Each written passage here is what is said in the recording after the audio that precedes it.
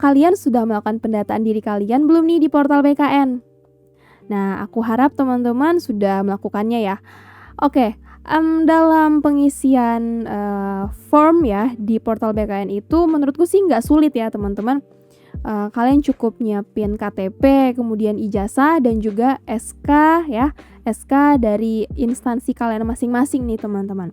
Kalau ketiganya ini udah ready teman-teman, aku pikir ketika kalian mengisi tuh nggak mengalami kesulitan ya. Oke, tapi kenyataannya nih, masih ada beberapa teman-teman kita yang melakukan kesalahan, teman-teman.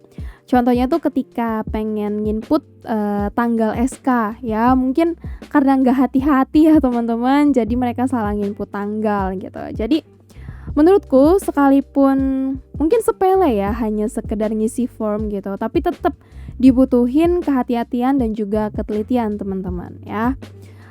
Mungkin buat kalian yang melakukan kesalahan, aku harap kalian bisa berkoordinasi dengan admin di instansi kalian masing-masing ya teman-teman untuk melakukan perbaikan segera. Oke? Nah sekarang nih, penasaran nggak nih gimana sih tindak lanjut dari pendataan tenaga non-ASN?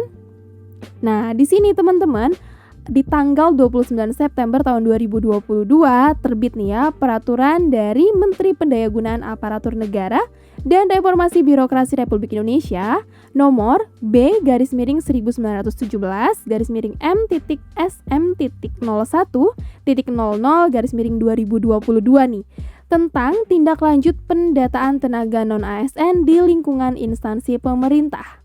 Penasaran teman-teman? Yuk kita lihat ya.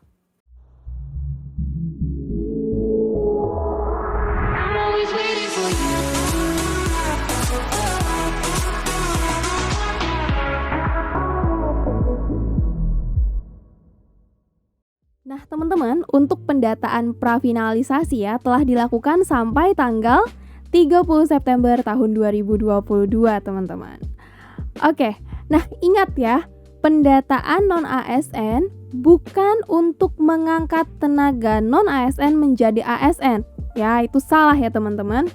Nah, namun bertujuan untuk memetakan dan mengetahui jumlah tenaga non-ASN di lingkungan instansi pusat dan daerah ya.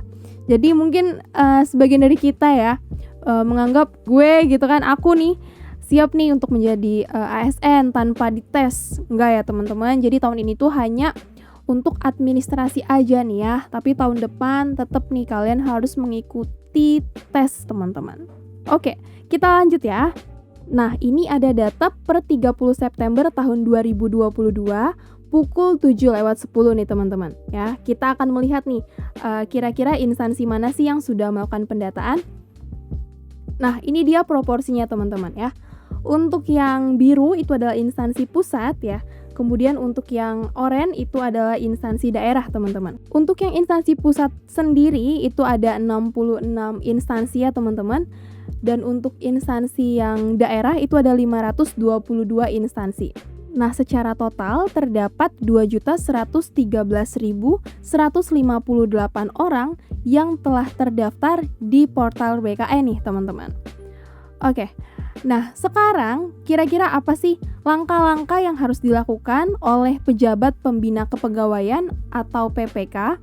Yang pertama, bagi instansi yang telah melakukan input data, wajib melakukan verifikasi dan validasi kembali untuk memastikan bahwa data tersebut sesuai dengan surat Menpan RB nomor B/M.SM.01.00 tahun 2022 ya, ini pada tanggal 22 Juli 2022.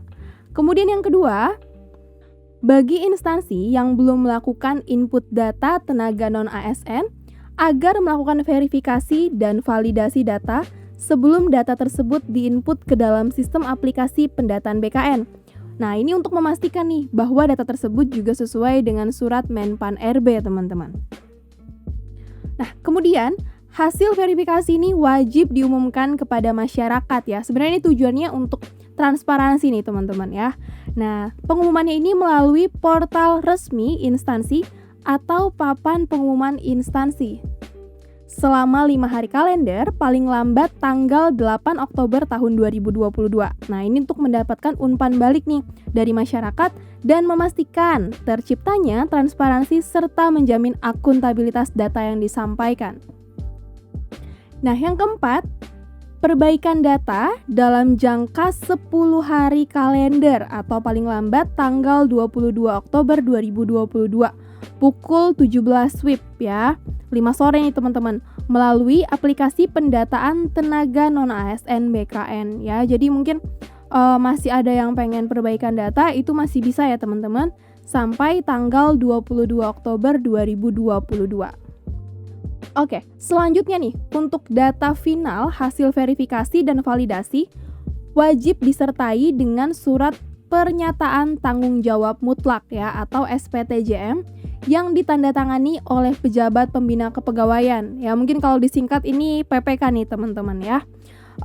Mungkin kalau di instansi teman-teman semua mungkin ada yang menyebut istilahnya itu sebagai kepala bagian ya teman-teman.